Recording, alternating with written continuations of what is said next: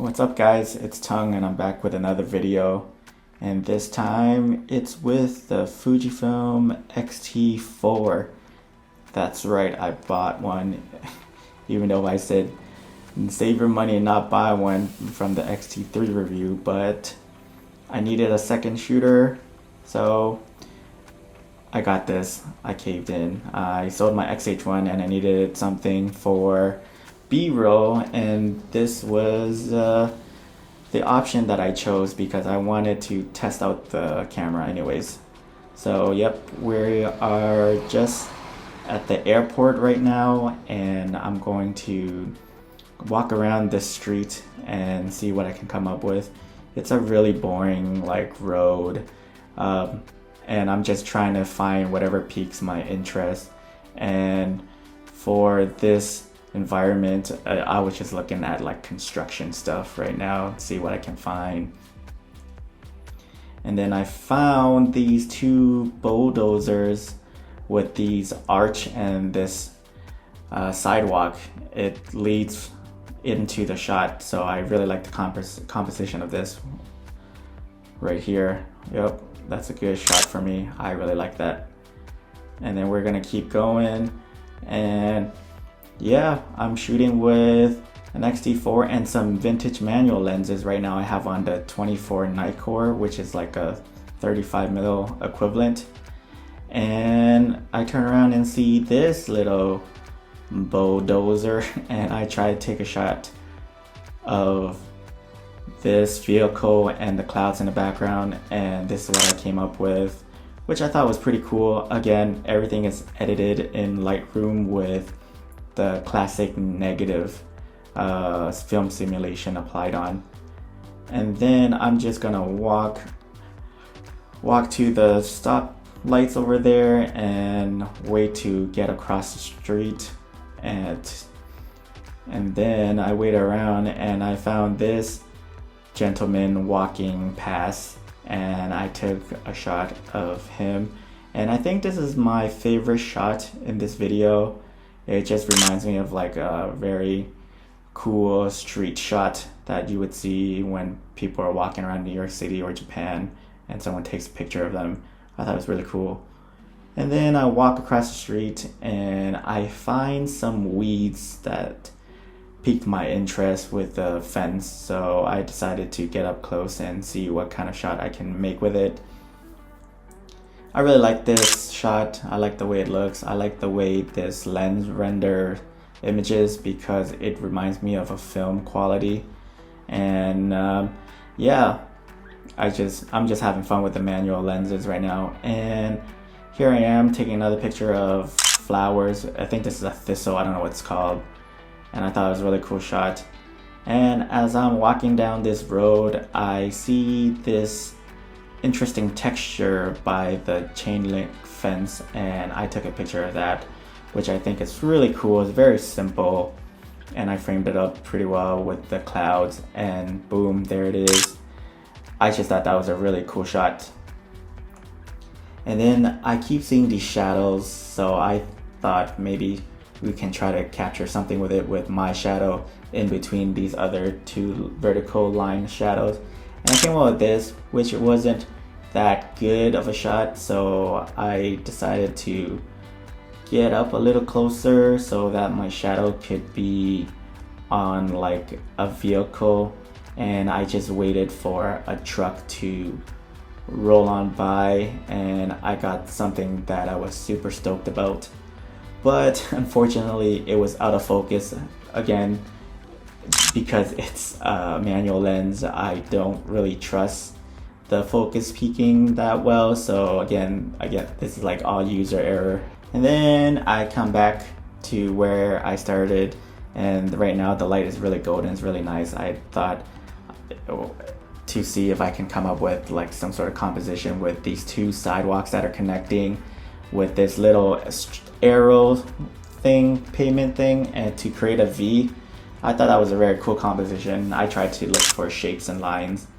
And here is my buddy Thomas, who came to visit, and so I decided to take some portraits of him while the light is still good. I switched over to a 50mm Nikkor and I took some photos with him, and the 50 mil is equivalent to like a 75. And again, all shots were taken with the classic negative, which I really like with the golden hours. I think it's very punchy, very vibrant, and yeah, my new favorite film simulation. And here it is. And here we are again with Thomas, and we took some shots, and I just like how this lens handles the sun flare. And here we are again taking some more shots of Thomas. Again, I missed a lot of shots because I don't know, it's hard to, I'm not used to focus peaking, and yeah, I missed a lot of shots, and I think this shot is like a little bit soft but still usable. Put him in front of a red backdrop and took a picture. And then the last picture is when the sun has set, and I just wanted to try to get some colors. So I told him to stand out a little bit while I capture him in front of these beautiful colors. And we got something like this. Well, that's it for me, guys. Hope you guys enjoy, and back to the studio where I discuss more about the XT4.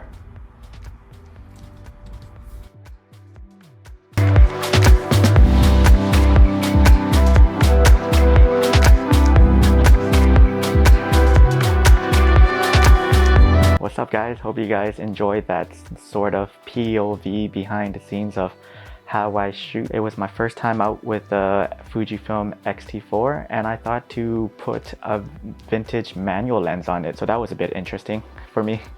Never used one before, but I like it. I was shooting everything on classic negative, and I think that has got to be my favorite film simulation right now. The images are so punchy, it just grabs your attention, and I caved in and I bought the XT4. But I had a good reasoning. I needed a second shooter for video. I sold my XH1 and I needed a second body to do some handheld B-roll for this channel, and so I thought might as well pick this one up to see what the fuss is about. So I'm just going to give you my first impression of the camera. So right off the bat, the sensor is the same from the XT3, so no change in image quality. The ergonomics is great. It fits in my hands a lot better than the XH1, and I thought the XH1 was really good. But then Fuji went back to the drawing board and created something that was in between the XT3 and the XH1, and this is what you're going to get. This little thing right here, the little grip that protrudes out a bit, it's so you can have a better grip on the camera, and that is a welcome addition. Who knew that making it a bit bigger will help the overall handling, right? Another thing I noticed right off the bat is the LCD screen and the EVF. It's so friggin' sharp and bright. I love looking into the EVF. It's clearer and it's brighter than the XT3, so that's a very nice touch, and I really appreciate that. Thanks, Fuji. The flippy screen is also a nice addition if you're trying to do some content creation on the YouTube. If you want to vlog yourself, it's great to see yourself in frame. And the last thing I want to touch on is the battery life. Finally, some new batteries. It's bigger, thicker than the stupid small batteries we've been using for the past 3-4 cameras on the XT line. On the XT3, I would go through 2.5 batteries on a shoot, but now I would go through about half the battery with shooting stills and light video recording on the XT4 while shooting around the same amount, and it's been such a pleasant experience in the end. The speed of this camera is noticeably quicker. Whenever I switch back to the XT3, it feels kind of slow now. Not to say that the XT3 is slow. It is a slow camera. It's still quick and it's still quick and fast, but the XT4 just takes it onto a higher level. So overall, my first impression is that this is such a fun camera to use. I'm loving every minute of it. I love the classic negative film simulation, and yeah, overall it's an overall better user experience. So if you guys want to see the full review, make sure you hit that subscribe button and like this video. It helps the channel out a lot. That's it for me, guys. Hope you guys are safe, and I'll see you in the next video. I love you.